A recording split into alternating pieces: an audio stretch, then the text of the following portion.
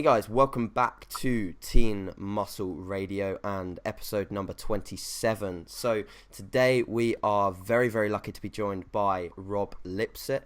And so Rob, if you don't already know him, which would be a giant surprise because he's got an awesome social media following, he is basically a social media influencer. He's also a personal trainer, online coach. He runs Lipsett Fitness, which provides online coaching and clothing. Now, Rob's been in the industry for quite some time now, and he has grown a YouTube following of over 100,000. Now, that's some mean feats. And the engagement is what I really, really like about Rob's channel, is that it's not just views and it's not just numbers. He has real people commenting on his videos.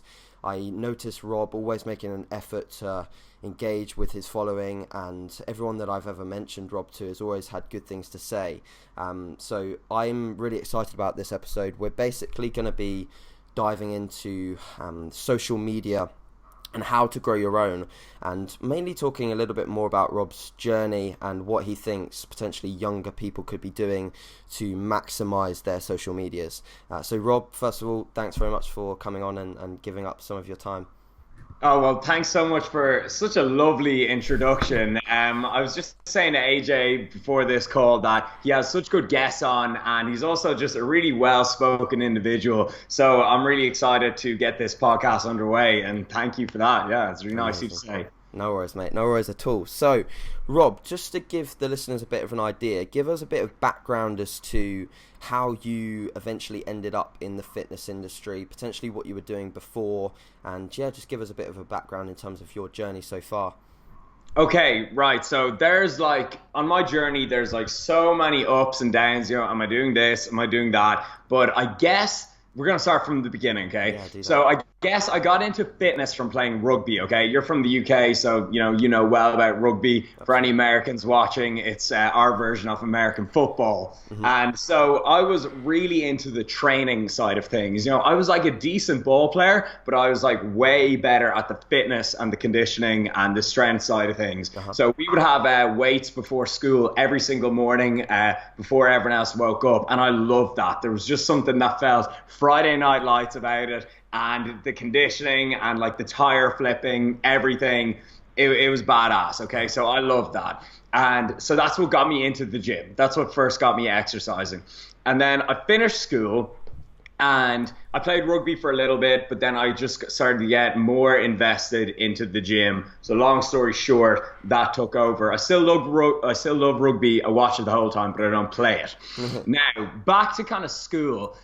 I was not the best student ever, okay? And when I say not the best student ever, I'm talking bottom of the class, okay?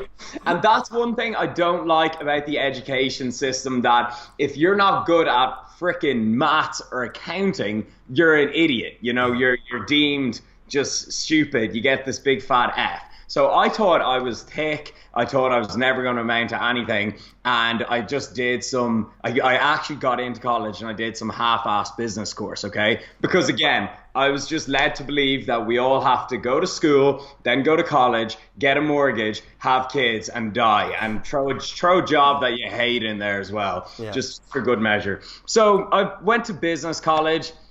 You'd go into the lecture hall, you'd be there with a bunch of hungover students, a lecturer who doesn't want to be there, and it just wasn't for me, okay? I ended up failing my first year. I tried again. Second year, failed, okay? So at this stage, I'm just I'm the biggest idiot in the world. I cannot do a single thing. The only consistent thing that I'm good at in my life is fitness and the gym, okay? So then I think we're always led to believe that we should work on our weaknesses instead of playing to our strengths.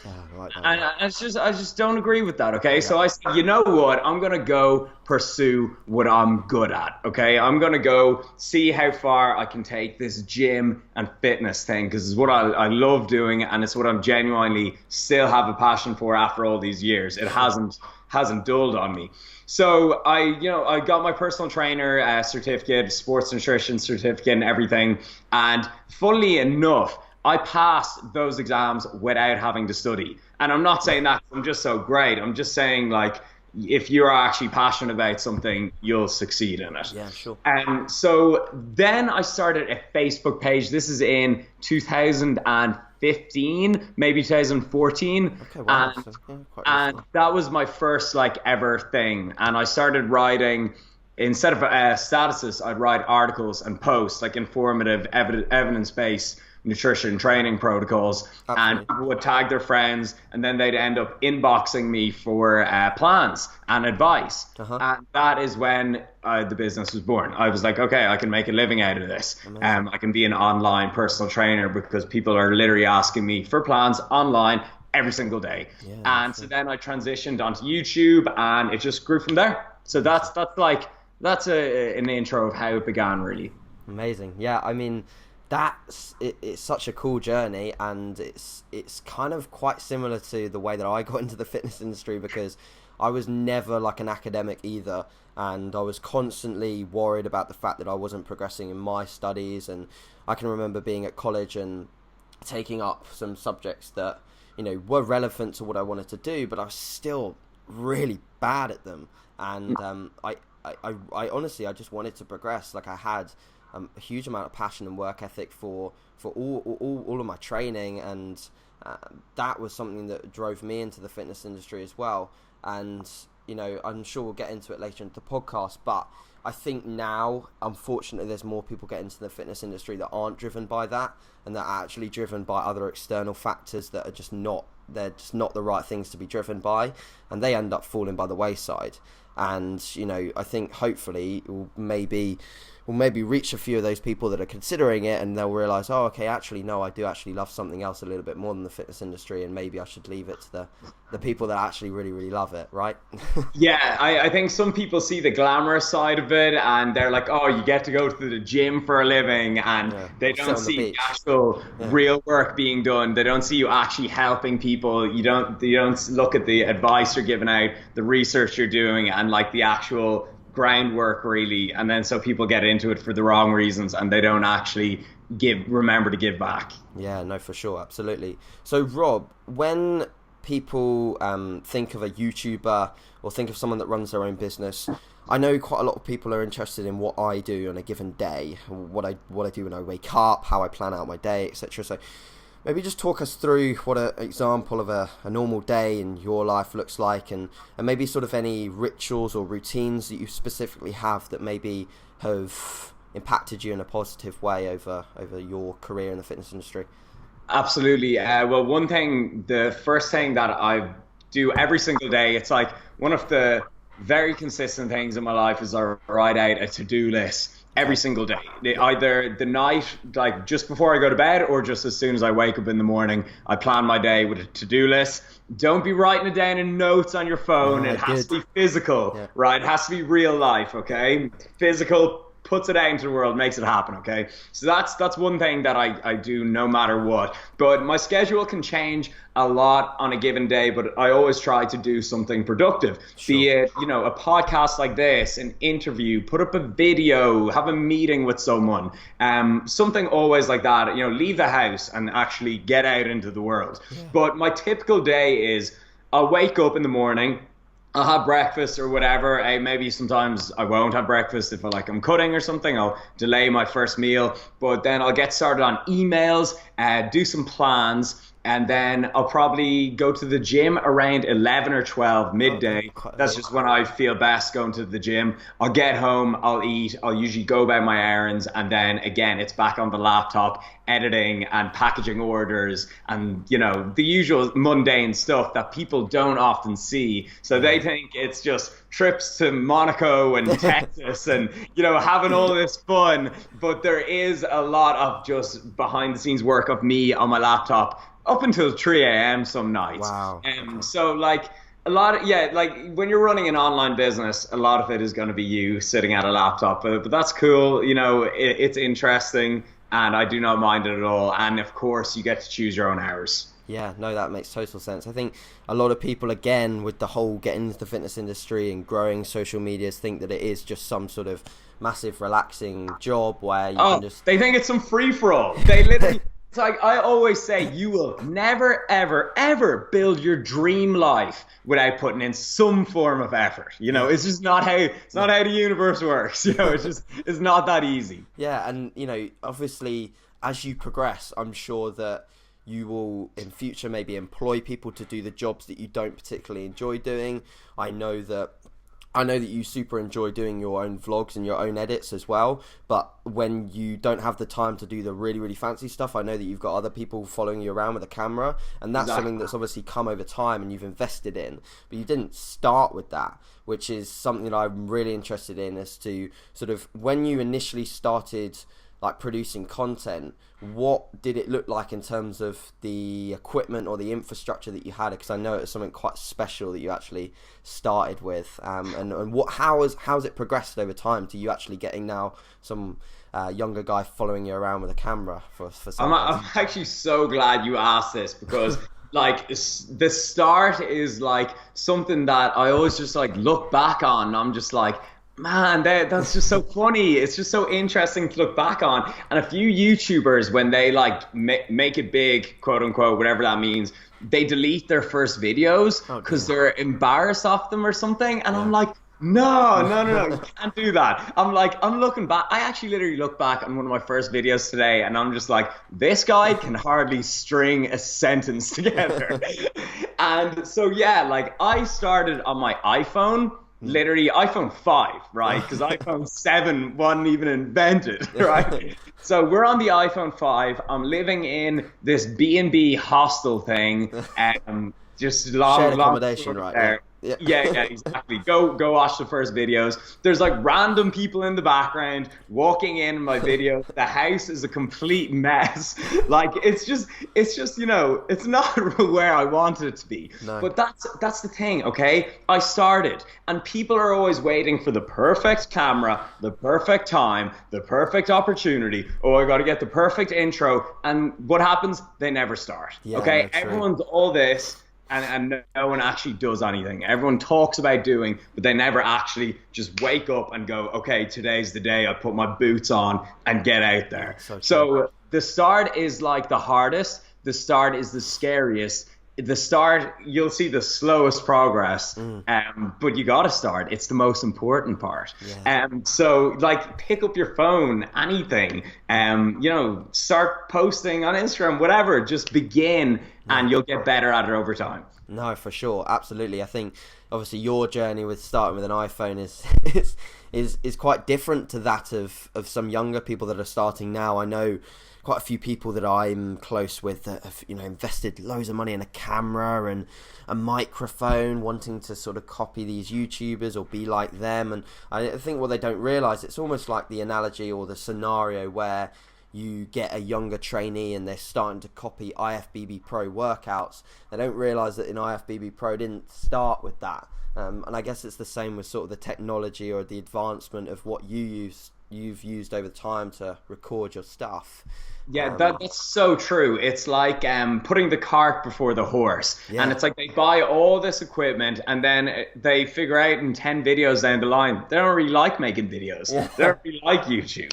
So yeah, that's why like start small. And it's like, yeah, just like you said with training, it's like people, they start on these extremely high volume programs and they're just burnt out. Yeah. So it's like, that's like the perfect analogy. Yeah, for sure. Wicked.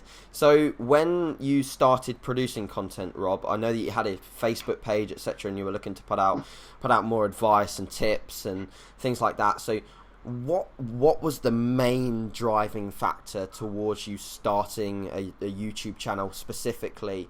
Like what actually got you to think, like I really want to do some video content? What was the main factor? Yeah, there's a few reasons, and one of them was I would, just watch other people, and I'd say I like what these guys are doing. They get to live out their passion and connect with people all over the world, giving out great advice, and I say I want to do that too. And then another one was that no one in Ireland was doing it. When I say like no one, there was literally not any fitness YouTuber. So I was like, oh my God, there's a gap in the market. Time to get in on that. And that definitely paid off because in my opinion, my number one rule of marketing is get people talking about you. Yeah. Okay, that's essentially what marketing is at the fundamental level. So when I started, making videos of what I eat in a day, the advice I give out, my lifting sessions, people would talk about it. They'd be like, yeah, you got a bit of stick for it at the start, but people would be like, look at this Irish guy, posting his whole gym routine online. Let's go check him out. And in Ireland, it's really funny because it's such a small population, and Dublin is even smaller. Like Dublin's like a little bubble. It's like a town pretty much. And so everyone knows everyone. So everyone would kind of start talking about it, and it generated a bit of heat. So yeah, that's sorry, I went off on a bit of a tangent there. But yeah, so the reasons I actually did start were because I liked what other people were doing, and I wanted a slice of the action, and I wanted to just pursue my passion. Yeah, for sure. And were you sort of getting at that sort of time, were you getting a lot of repetitive questions that you thought, right, okay, probably some of the best way to deal with this is to produce content that just acts as a sitting resource for these people? Oh yeah, absolutely. I think one of the first video series I ever did was I just did 10 frequently asked questions that I always get asked, and I can just link them to people. And that's what I did. That was the first thing I ever did actually. So it was stuff like on fasted cardio, is a carb, meal timing, supplement basics, just the really basic stuff that I could ping out to people. Yeah, no, for sure. I think that's what people maybe fail to recognize, is that to drive people to a channel, first you maybe need to provide what they want. And a lot of the time, people, I think, get too in depth with, I've got to get the perfect edit, I've got to edit it like Rob's videos or edit it like Jeff's videos, and they spend too much time worrying about that they don't actually put the effort into providing value to whatever their following is. Yeah, you really said it when you said the word value there. It needs to be mutually beneficial. People need to be getting something from your videos because they're giving you 15 minutes of their life. Okay. Yeah. So they need to walk away from the video with anything, and that can be information, that could be motivation, it could be entertainment, it can be funny, it can be anything, but it just needs to be something. They need to walk away feeling good. So value and being mutually beneficial. When you said value there, I was like, yeah, that's awesome. So when people are looking to produce content and grow their social media, so for you, obviously you wanted to provide value, but again, at the same time, I think maybe people tend to forget that you have actually got your own business, and all these socials are providing absolutely ginormous leverage for Lipsett Fitness, which is obviously awesome, and a lot of people want to replicate that. I'm a person that wants to replicate that because I want to provide leverage, hence why I'm probably speaking to you today, because I I love your stuff and I love leverage. So when people are looking to produce content, how would you say people should find their strengths, and how do you think your confidence on video has progressed? Because a lot of people, you'll see, they'll get on YouTube and they'll actually just suck at video, and they'll really suck at video content. And I'm actually one of those people that I think I'm not amazing at filming a vlog and being confident behind a vlog for 15 minutes. So how do you reckon people can get more confident over time, and how should they focus their content if they're looking to really, really focus on their strengths, if that makes sense? Yeah, no, I totally get you. In terms of the confidence thing, this has actually happened in a few ways for me. So I look at my first videos and I'm kind of looking around, not really sure what to say. Yeah. Skip a few videos in, getting a little bit better, and then up until now where it's standing in front of a camera, it's just second nature. So it's literally like learning to ride a bike. It's literally just practice, and doing something over and over again. And you can even look at my this is another thing, my public speaking engagements. My first ones were actually really bad compared to now. And my first ones were so prepared. I would literally write out everything. Even my first videos, I would write out what I'm gonna say, and that would actually and that would actually make me worse. Yeah, no, same. trying to like stick to the script, but now I'm way better by just not actually preparing for something and just being myself. So obviously it's easy to say be yourself, but it's very hard to actually do it. So my advice is literally just start and practice, and you'll get better over time. It's literally like anything. It's like in powerlifting. I think I forget who I was listening to, but they were talking about like the squat, and it's like how a lot of it is like technique, and that literally just takes you doing it over time to get better at it. Yeah, no, for sure. I think something that people are worried about when they get into the whole YouTube scenario is that, you know, that they'll produce a bit of content that will not be appreciated by the people that follow them, and especially people that I've seen who have maybe superb Instagram followings or superb Facebook followings, and they do a video on YouTube and it's just like, you can tell it's not them, or it's not a replica of what they're producing on other platforms. So is there any tips or advice that you've got for people that, I guess, want to stay consistent across all three or all three of the big social medias? How do you keep your message consistent? Because something that I've seen is that you are very consistent in the way that you speak, your tone of voice, etc. So how do you do that?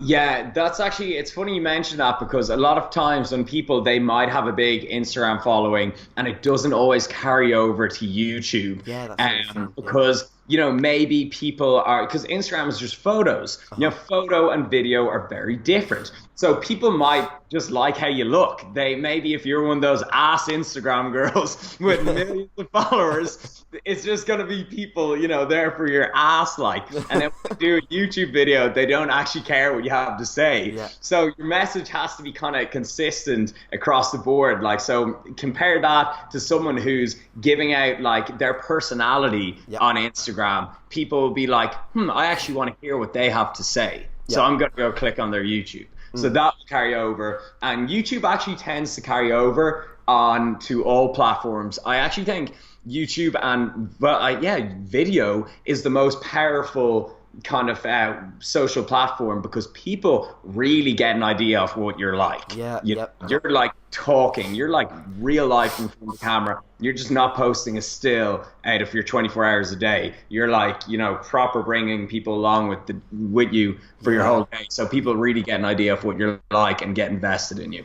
Yeah, I actually really, really agree with that comment on the fact that I think video content is quite a big influencer as to people's decision-making process. So when people see people on video, I think they can almost trust them more when they get to know them, because if you just put out photo after photo after photo, and I mentioned that I was having you on my podcast, I don't think as many people as they did say, oh, Rob's a really, really nice guy, because they know you're a nice guy because they've seen lots of video content. And I think I've seen that as well with my business, my own business for coaching. I've recently, literally the last 2-3 weeks, I put out more video content on the page, more video content.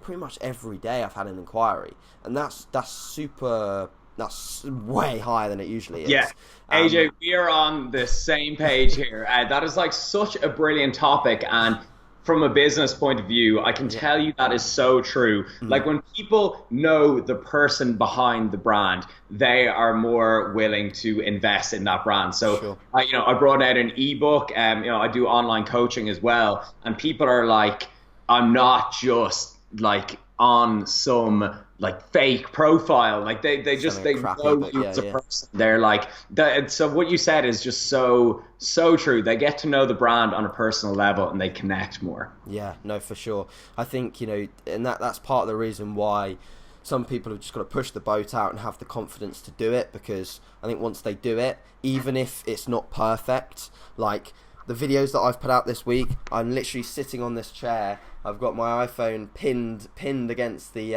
windowsill, pretty much similar to yours. And the only thing that I do is put it onto iMovie and put some text at the top so people are drawn into it.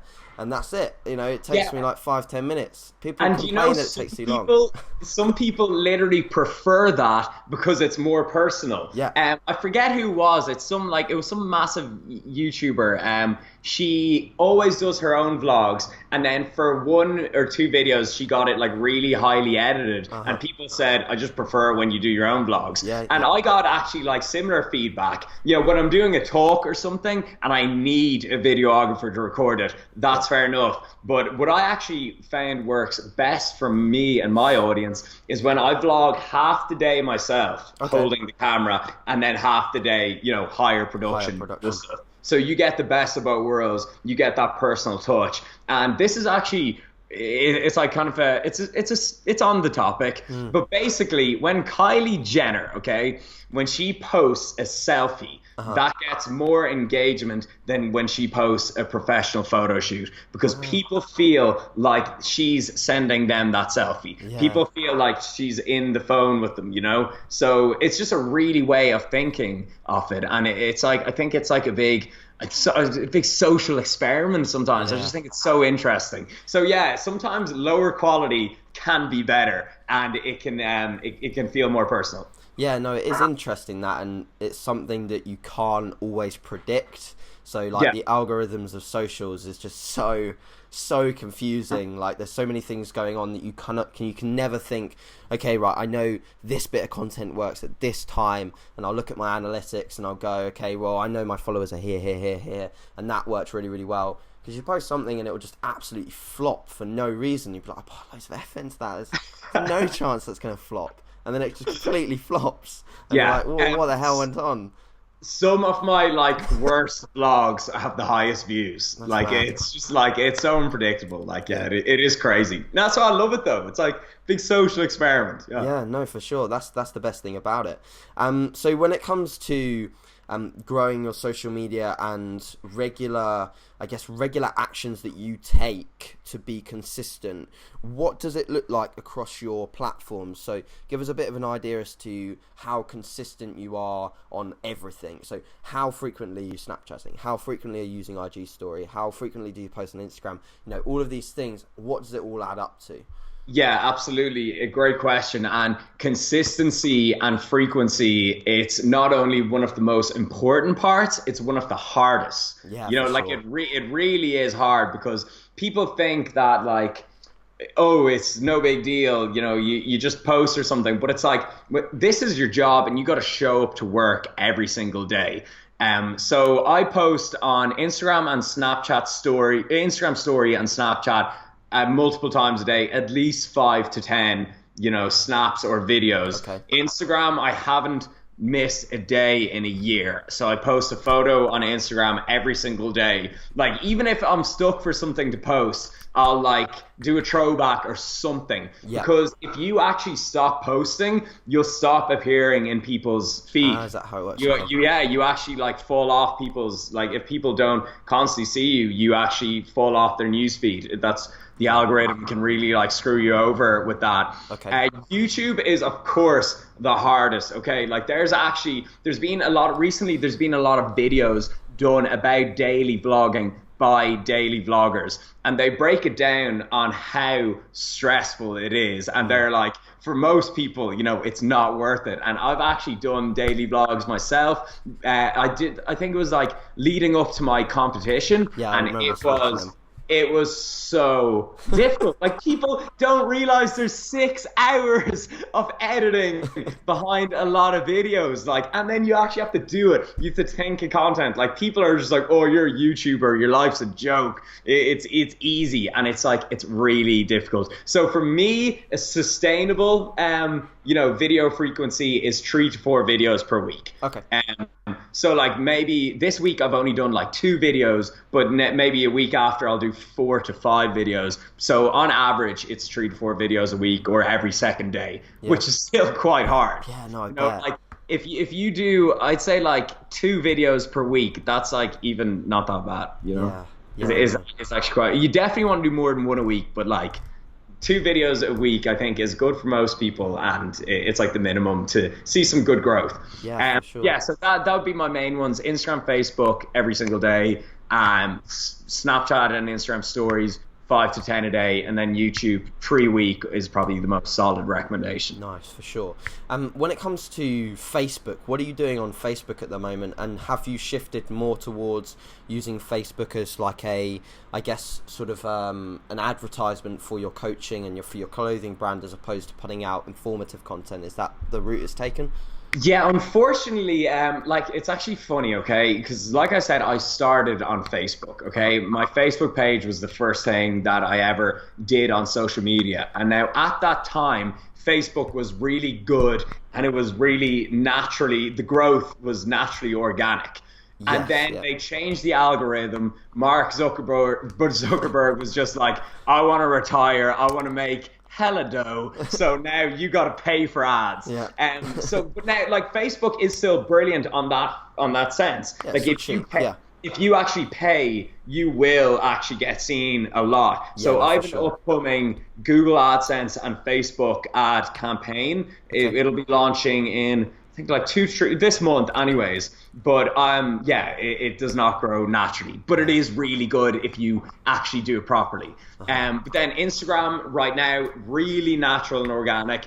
YouTube with the recommended trending and homepage, really natural and organic. But yeah, so unfortunately Facebook has gone the way where it's more about advertisements, but that's not necessarily a bad thing if you just learn to play the game. Yeah, no, for sure, absolutely. I think everyone's got to learn to play the game right, and I think I'm still massively learning with the whole advertisement on Facebook, etc. Me too. So yeah, that's probably my least knowledgeable field, and that's something I'm improving on right now, because I'm just so used to making content and for it to just go well without having to pay, and I'm just like, oh, I have to pay now? What the hell? But it's just like, shut up, Rob, and just adapt, get used to it. Yeah, no, for sure, absolutely, I totally agree. I mean, I've had some posts, for example, where you'll put it out and it'll be a good bit of content, you'll boost it or whatever, pay for it, and it'll get like some ginormous reach out of nowhere, and you don't have a clue how that happened, but it somehow does. And then you can't seem to replicate it. So also with the content side of things, I know you gave some really, really good numbers there in terms of what people should look to do. But have you seen any issues with you? I know you have, maybe with the daily vlogs in terms of stress levels. But have you seen any problems with like posting too frequently and actually having not enough people view the snaps or view the story or view the YouTube videos? And have you lost any sort of maybe momentum as a result of that?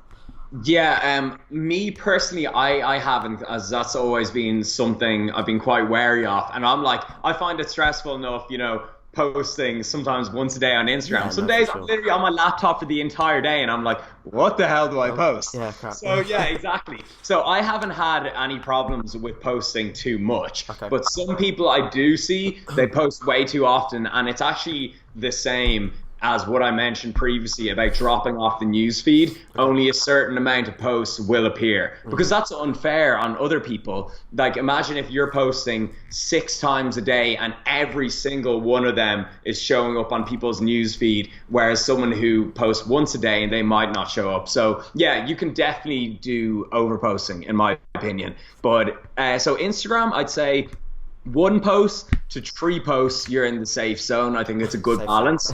Yeah, absolutely. Snapchat and Instagram stories, it's very hard to overpost because people can just skip through them. But I have removed some people that I'm just like, okay, this is going on for like too long. My thumb's getting tired here. And then, so yeah, they'd be the main 2.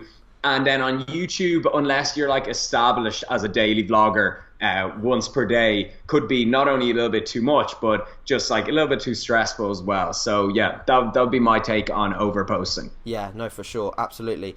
I in terms of the stress and things like that, it's funny you mention that you did that before your show, because obviously being a natural bodybuilder myself, I follow a lot of other natural bodybuilders, and I actually saw 2 of my friends that were doing daily vlogs up to their show, and I just saw them fall off a cliff at the end of it, because they were putting in so much effort into the vlogs, and the vlogs would get bit worse, and they'd be getting more tired, and I personally don't think that that's going to be a positive influence on an actual bodybuilding prep or any sort of bodybuilding prep for that matter. But did you, as a result of sort of, I guess, showing and being very honest about your prep and your fat loss, did you gain a good following through creating a series out of that? Because I'm very interested as to how those sort of series work, and do you gain like more following in that time as opposed to when you're just going through the motions and not really having a series behind it? Is there any sort of benefits? One thing, okay, first off, in terms of having a series or storyline, as it could actually be better referred to, is it gets people invested. Okay, people want to see the series finale.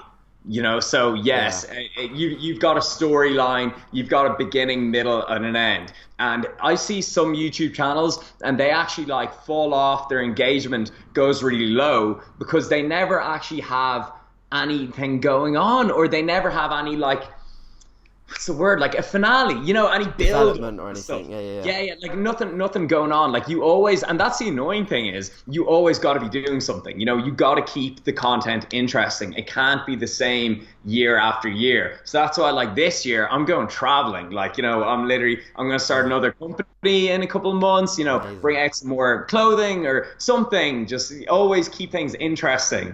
And you always have something to do. And another example of this is like my friend Christian Guzman. You know, he's got really high engagement because he's always like, he trades in his car, or he opens up a gym, or like, you know, moves house. He's the man works very hard, I'll tell you that. And so he's always up to something, you know, so that's why he's got really high engagement. So then with a series, it's going to keep people engaged because they want to see that series finale. So in this case, competing, people want to see the show day. So series are great for that. But one thing I would recommend that I see a lot of people do, and I think it's unnecessary, is in their title of the video, is they title the video like, you know, AJ Prep Series number 127, and it just looks really messy. You know, so it's like, you should still keep the titles kind of like general, in the sense that they'll appear up in the recommended and people will click on them, because people might not know who AJ Prep Series is, and they're like, oh, 127, you know, I don't want to join in now. So maybe just call it like, you know, something that happened in the video, full day of dieting, you know, or something like that. And maybe even put the series number in the thumbnail, but I would say to not put it in the title, or even like, you know, just make your titles look nice and clean. So I think that's what some people do. But series are great. Like I said, storyline. Okay. Yeah, for sure. No, that makes total sense. I think like when I had a brief install of doing a few videos, and looking back at them now, like you said, looking back at yours, they suck so bad. Like you gotta embrace the stuff. You gotta love it.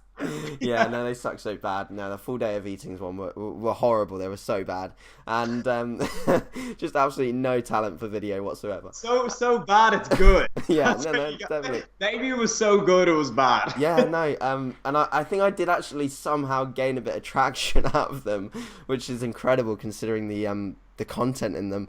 But nevertheless, I think that people do love that sort of the series, following a series, because, you know, like I did some up to the show itself, and then the show itself, that video got, you know, way more views than any of the other ones. People care about that. So that's interesting. When it comes to this is a question that might be a bit difficult to think about, but when it comes to your toughest times as growing your own business, so within the fitness industry as opposed to maybe socials, what's been your toughest time, and how have you actually broken through that and continued to progress the way you are now?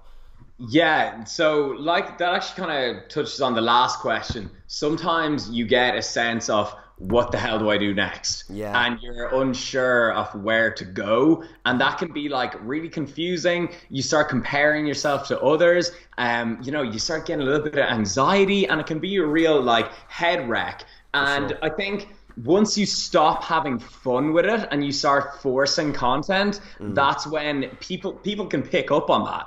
and people will be like, he's not enjoying making videos, so I'm not going to enjoy watching them. So sometimes you got to take a step back and just remember why you started, and remember like why you enjoy this, why you enjoy posting on Instagram, why you enjoy telling people, updating people on your progress and everything. Sure. So sometimes it does just get really overwhelming, and you do just need to take a step back from it, or sometimes just the stressors of your life just really build up on you. And yeah, like I said, you need to just take a step back and just have a look at things as a whole. So in terms of things like that get hard, yeah, I always I'm a very grateful person. So sometimes when I'm complaining, I'm like, oh, I can't think of a YouTube video. I'm like, shut up. You could be starving in some third world country with a diseases, or you could be disabled or something. You could be in a wheelchair. Shut the hell up, Rob. So sometimes I do think of that, and that's how I snap myself out of it.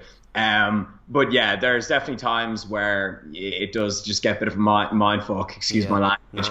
And I think comparing yourself to other people I think it's probably one of, if not the worst things you can never do. It's literally like me comparing myself to Bill Gates and being like, why am I a billionaire? And Bill being at the Microsoft game, the computer game for a long ass time, So it's you can always compare yourself to someone in a better position than you, but you're looking at their chapter 10 when you're on chapter 1. Yeah, so that's really good. I think that can really be self-sabotage.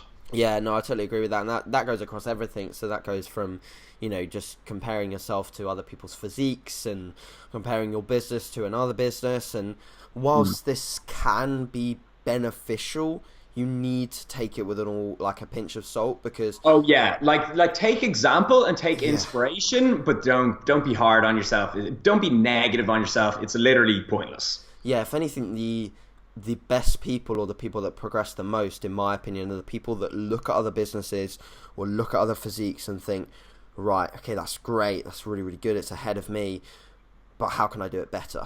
What can I do better?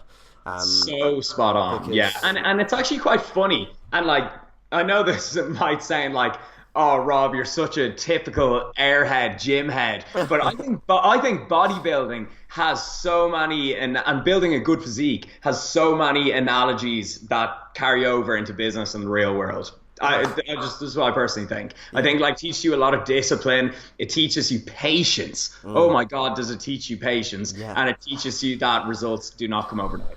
Yeah, no, for sure. And I think that's why some of the most successful people are in the fitness industry and just killing it, and have so much growth from doing so many different things. Obviously you mentioned Christian, who's now he's just pieing his fingers so many pies that now he's progressed so well. It's it's super inspiring for anyone that's looking up. But that all came from his passion for fitness. There you go. Yeah. And also you will notice this, I actually watch a lot of YouTube that isn't anything to do with fitness.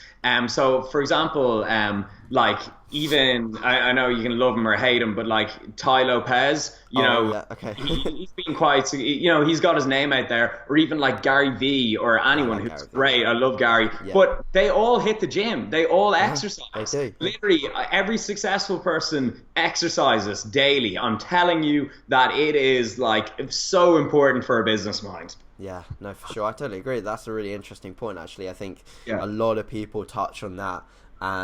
Especially, they seem to all train in the morning, get it out of the way, and then get on with their day.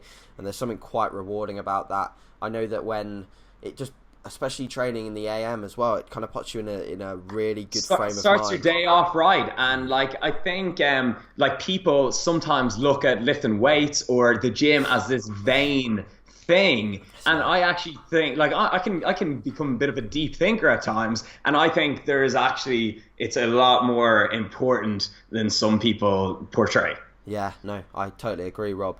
So when it comes to your physique and your business, I know that vlogging and social media and the knowledge that you've gained and the following that you've gained has probably had an overwhelming positive influence on both of these things. But I'd like you to just sort of be honest and be real to people that are looking to invest in their social media growth and business. How much has doing this and filming your sessions and putting together incredible edits and going to sleep at 3 a.m. How much has that, do you think, taken away from your development of your physique and potential gains that you could have had if you hadn't have invested so hard in your socials? I know it's a difficult question, but do you think that it's had an effect? It's a good question, and I honestly think it has had an effect for the better. Okay. Because the fact that I have so many people watching me, and 150 YouTube's on, I checked it there, is 160,000 today, and my Instagram is like 152 or 153. Mental. Anyways, I'm like, I gotta practice what I preach. No matter what, I always stick to my routine. Okay, so that has actually made me really disciplined, and it's very motivating. And obviously I've like a very concentrated following in Dublin, and the gym I go to, Raw Gym, every single day for the past 6 months to a year, there's a subscriber in there, if not more, that come up to me, ask for a picture and say hello. And some people are like, does that not annoy you? And I'm like, are you joking me? The fact that I have a subscriber in the room watching me, I train my ass off. I want to show off.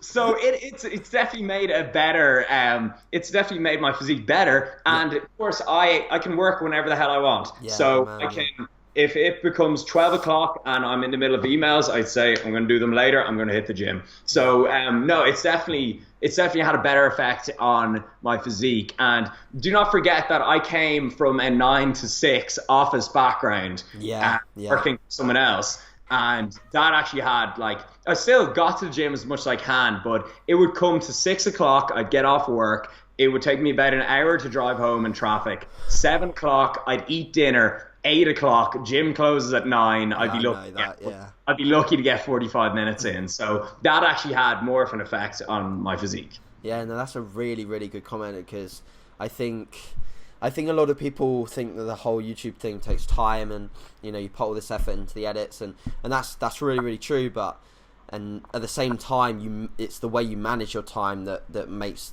the effect on your physique, obviously. Definitely. And I've had that in the past where even being involved in the fitness industry. So I used to personal train, and I'd be up at 4:30 for a 5:30 session until 12. I'd train in the gap between, and then I'd do evening sessions as well. So that was my life. And that I got injured, I got hurt so much more frequently. My sleep was rubbish.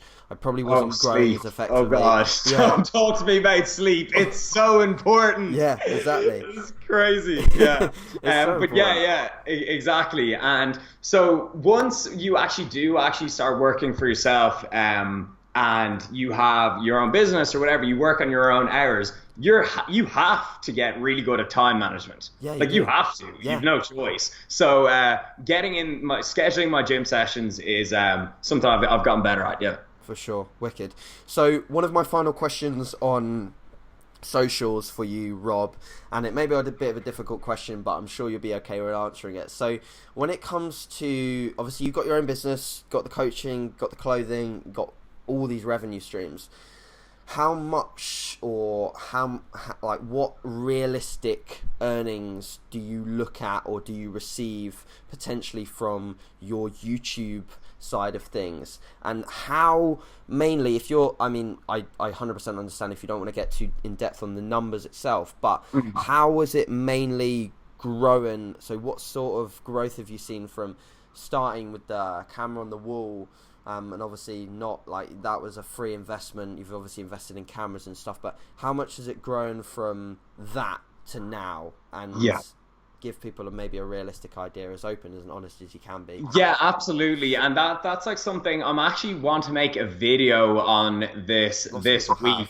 Actually, a lot of people have. I was like kind of like, can I do this? And then I saw a few people actually make this video, and I'm like, you know what? Like, it's definitely good. You don't have to show your freaking bank details. No, exactly. Yeah. So like, So it's definitely good, but.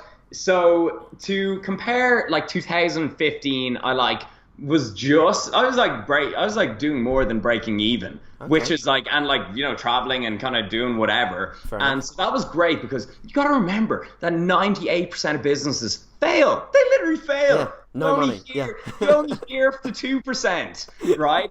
And then it's something like out of that 2%, it's like a lot of them take 3 years to break even. Yeah. So like I was doing like when I was fresh-faced 2015, I was actually doing all right. 2016, things really started to pick up, and then in the last 6 months, like really living comfortably, you know. But so I'm gonna go through like my main sources of income, and like, you know, starting with, you know, the main ones and going down to the smaller ones. So my main ones right now would be ebook. Amazing. Be wow, number one. So for example, I think this is a really good question to finish things off. Yeah. Okay, so let's just say my ebook's €30. Okay.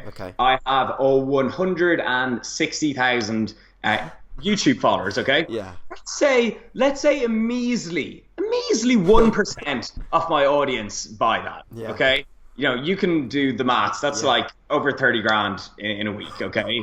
So like, and that's like, that's not even if you've got like, you sell more than 1% to your audience. And then you've got like sponsorships and brand deals. And nowadays TV is falling off. Okay. When the ads come on, where do you look down?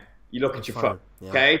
When the ads come on, what else do? You pre-record it and you skip past them. Okay. So now companies are paying ridiculous amounts to get on your phone, okay? To get on your Instagram, to get on your YouTube. And I've earned up to €3,000 for a single Instagram post. Wow, that's incredible. Now, like, obviously I don't do these every single day. Yeah. But when I was working my 9 to 6, it would take me 9 hours of work every single day, 5 days a week, and I was earning under $2,000 a month. Wow. So now I can click a freaking button. Like it actually is like, so I was like, what the such a mind fuck. It's actually such a mind fuck that in 1 second you can earn more than you did in hours and hours and hours and hours and weeks and work. Okay, so it's really mind blowing. And like, you know, it's just crazy. So that'll be like number 2. Then online coaching, you can, if you are like really want to put in the grind, spend a lot of time on your laptop. This used to be my main for income at the very beginning, but now I'm spending more time on, I'm getting, you know, the ebook is automated, spending more time relaxing a little bit, or trying to more time traveling, more time on YouTube. So now I honestly only take on about 5 to 10 clients. I up my prices, but I only take on about 5, 10 clients. But there was a stage where I was taking on like 30 clients, if not more. So like that was like a great earning, but it was very stressful. So if you're willing, if you're willing to put in the grind for, you know, the first while, then you can make a lot through online coaching. I know a few guys who are just like really good and efficient at it, and they can successfully manage like 50 to 60 clients. And like, you know, 50, and it's like €300 for a plan, you know, on average in the industry, for continuous coaching. So that's some good money there. And then clothing as well, you know, if you buy in bulk a large amount of clothing, the more you buy at a single time is the cheaper it will be. So that can be very profitable as well. And then for speaking engagements, this is actually something that is just so crazy for me to look back on. And this is why the start is always the hardest. When I first started out, I was doing talks for free. I was literally like trying, because you want to get your name out there. You know, you want to push your product. So doing talks for free at the start is perfect. But now, you know, I've been paid $1,000 per hour to do a talk at like some big colleges. So, and then I think I touched on sponsorships and brand deals second. You did, if you got like a good following and it's mutually beneficial for the company, you can be, when you're contracted as an athlete, whatever you want to call it, if you think bodybuilding is a sport or not, it doesn't matter. Athlete is just what's written in your contract, so it doesn't matter. So you can be earning just a couple thousand in a salary per month for literally just taking products that you take anyways. Amazing. So, and then there's like the commission side of it, you know. So there's like just so many different streams of revenue. Again, like I threw out some loose numbers there, but like I don't want to give my exact income. No, of course, think that's just kind of rude and like, to say on the internet, but I hope that gives you a good idea of what some people in the fitness industry, if they're smart about it, are earning. Yeah, no, it does. I mean, the thing is, it's like we're in what you mentioned right at the start about the fact that, when you first started, you ticked over. What people don't realize is we're in such a fucking lucky position in the fitness industry where we can literally, if we have the knowledge, we invest in whatever qualifications we need, we can pretty much make enough to beat whatever we were doing previously if you put in the work easily, like easily. I have this like theory that well, it's not a theory, it's like, I don't even know how to call it. It's this thing, okay, that I always say, and it's called the magic number, right? Yeah. So when you've got you're working your usual 9 to 5 grind for someone else that most people do, you earn X amount, okay? So my magic number, I was earning, it was like €1,800 a month, okay? That was like my salary when I worked for someone else, 9 to 6, okay? Yeah. So when I quit my job and did my own business, I was like, if I'm earning at least €1,800 a month, I'm beating what I was doing. Yeah. So you're safe to go. Yeah. And I actually was doing my side business alongside my 9 to 5, and I didn't quit my job until Lipsett Fitness earned over €1,800 in a month. At that stage, it was just from online coaching. Yeah. So I was like, then it's safe. You've beaten your magic number, and it's safe to do your own thing. And like even nowadays, if I'm like looking back, I'm just like, and I'm being hard on myself. I'm like, Rob, you're clearing that magic number. Don't worry about it, man. So it's great to look. The only time you should look back is to see how far you've come. Yeah, no, for sure. And like, I'm sure that you had goals, like obviously you had this magic number, and then probably from there forward you increased that to wanting to make 2,500 a month. You increased that to making like 3,500 a month, and now I bet you look back on those goals and you think like, nah, like come on now, because you're making so much more. Like it's crazy. It's like, it's mad. Me and my accountant were like we're doing 2016 now, we've done 2015 taxes, and we're just comparing them, and just like it's crazy. But one thing I want to really throw in there, that it's like people sometimes tend to view making money as evil. Like they honestly think it's evil if you earn a living by yourself. And I think if you make money in a morally wrong way by like scamming people or ripping people off, that will come back to bite you in the ass, and you will crumble. Absolutely. So I think honestly, if you are, especially in the fitness industry, if you are going to plan on long-term and longevity and long-term success, then you've got to do it by providing benefit for people. Yeah, no, I totally agree. Amazing, Rob. Cool. So we will finish with one thing that you wish someone who is listening to this podcast to take away, and just basically any advice or any top tip that you would give someone when it comes to growing a fitness media entirety. Wow. The biggest tip that you'd give someone or the biggest thing that you want someone to take away from this podcast. Okay. I'm just going to fire out like the first things that come to my head, because they're probably what I actually think. So be passionate.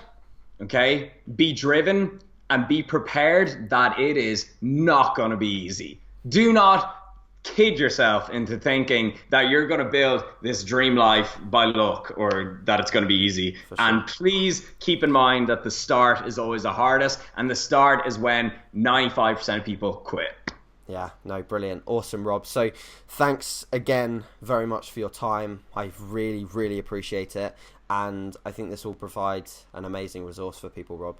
No worries at all. I legit forgot it was even a podcast, and we were just having a good chat. Yeah, so thanks for having a chat with me. No worries. No, that's the way it should be. Like, that's the way I see it. I mean, I do still get kind of nervous for these things sometimes, but then I just think, now I'm just having a chat with Rob. I mean, there you go. Yeah, sipping the water, just having the chips. Yeah, amazing.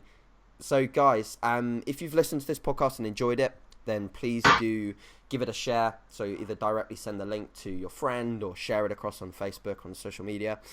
If you've enjoyed it as well, please give it a like on YouTube.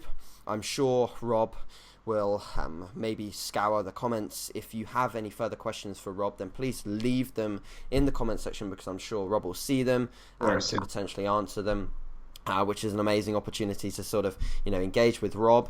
And also, if you do get a chance, I would love a review on iTunes. So many of you have now popped up and reviewed the podcast, which I super appreciate. And yeah, that's pretty much it for episode 27. Thanks again for listening, and we'll see you in episode 28. Cheers, Rob. Been a pleasure. Thank you.